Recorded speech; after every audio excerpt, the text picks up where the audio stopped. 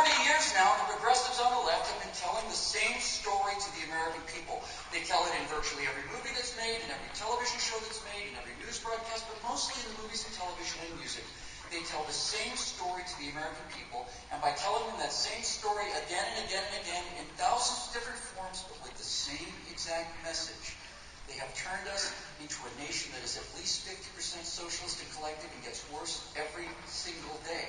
So, first thing we have to do is we have to understand what that message is. What is the message?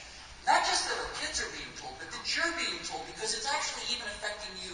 Even you, point-of-the-spear conservatives, are affected by this message. So, what's this message that the progressive left has been telling all this time? Excuse me one moment while I ruin my political career. Drinking water at Rubio. Now, passing an amnesty will ruin your career, not drinking the water. Well, they tell you this thing. They tell you basically it's not a complex message because the simpler the message is, the better it is for them, the easier it is to remember. So, if you think about it, every movie, every TV show that you and your children, especially your children, get, contains the same three messages, and they're very simple. The first message that they tell our kids all the time is that wealth is unearned. Wealth is unearned. Every time you see a movie and the reveal of the villain, who is it? It's a bad guy, it's a businessman. Maybe he's testing drugs on legitimate third world people in India in order to get more of his filthy money. Maybe it's some manufacturer who's putting out a car that he knows it's going to explode and he doesn't care if people die as long as he gets his money. Wealth is unearned and rich people are evil. Now why is that so important that they constantly preach that wealth is unearned? Well, because if wealth was earned, if it was the product of hard work, then taking away somebody's wealth and giving it to somebody else would be stealing, wouldn't it? They'd be stealing. But if wealth is unearned, if rich people took more than their fair share of a limited pie, well then taking their money and giving it to other people is not stealing, it's justice. It's justice. Social justice. So in order for them to tell their story of socialism and collectivism, they have to tell you that wealth is unearned. They do this all the time. The second thing they'll tell our young people especially is they'll tell them that everybody's special. How many times do you think you hear that? Everybody's special. We're going to play a baseball game, we're not going to keep score because then there'd be winners and losers. Everybody's special. Everybody gets a gold star. What does that get them? Well, think about this. If everybody's special, that is essentially the same thing as saying nobody's special, right? If everybody's special, then nobody's special. Everybody's the same. If nobody's special, then what does achievement mean? If you're just as good of a person, if you spent your entire life out back at 7-Eleven smoking blunts, and some other guy was working his tail off for 20 years learning how to be a brain surgeon, but if everybody's special, what's the difference? What does achievement mean? What does success mean? What does hard work mean? What does individuality mean if everybody's special? Nothing. Now you can't tell the American people that nobody's special, because that'd be mean.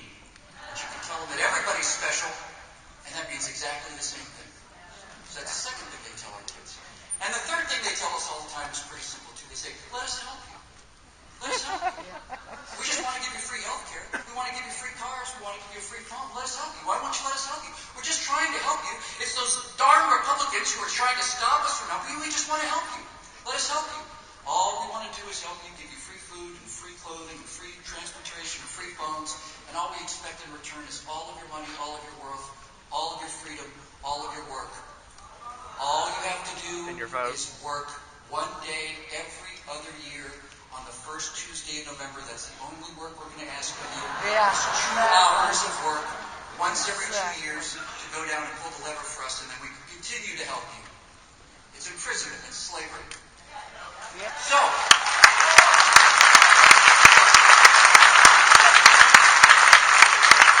how do we get it back? How do we win it back? Well, if we start talking about constitutional values and fiscal responsibility and all these other things that we do because we're right, if we start depending on history and logic and reason and all of the things that we have as weapons in our arsenal and just lay those out to people, they're not going to get it because it's not a story. We have to put it to them in a way that is understandable. The way the Bible teaches ethics is through stories. The Good Samaritan, the prodigal son, they're stories. So we have to be able to tell a story. We have to be able to sell 3 things back to the American people. And frankly, folks, if we can't sell these 3 things to the American people, we need to be at another level. line of work. Because if we want to recover this country, we have to match those three messages that the left has with three simple messages of our own. And these three things that we have to sell back to the American people are pretty simple. We have to sell freedom, private property, and virtue. But you can't use those words anymore because young people have been so removed from the ideas behind these concepts that when you say these words like virtue, they think you mean coming to them and saying you're not allowed to have sex until you're, 70 or something. But that's not what it means. So we have to take these three things and put them in very easy to understand terms. There's nothing to it, really. Freedom, what's freedom? If you're trying to sell freedom to people who only know freedom as a word on a piece of parchment because they've had so much of it for so long, how do you sell freedom to young people? You say to a group of young people, you say, raise your hands if you like to be told what to do. Raise your hands. How many of you out there like to be told what to do? None of them. None of them like to be told what to do. How many of you like to tell other people what to do? None of them will raise their hands there either, although many of them would. So we say, no, I agree with you. I don't like to be told what to do, and I don't like to tell other people what to do. I think we should be left alone. I think we should be able to do what we darn well want to do. What do you think? I agree. They agree too. They're already a third of the way back home to conservatism, to individuality, to becoming freedom-loving Americans. Do you want to be left alone, yes or no? Yes, I do. So do we. That's what we're all about, being left alone.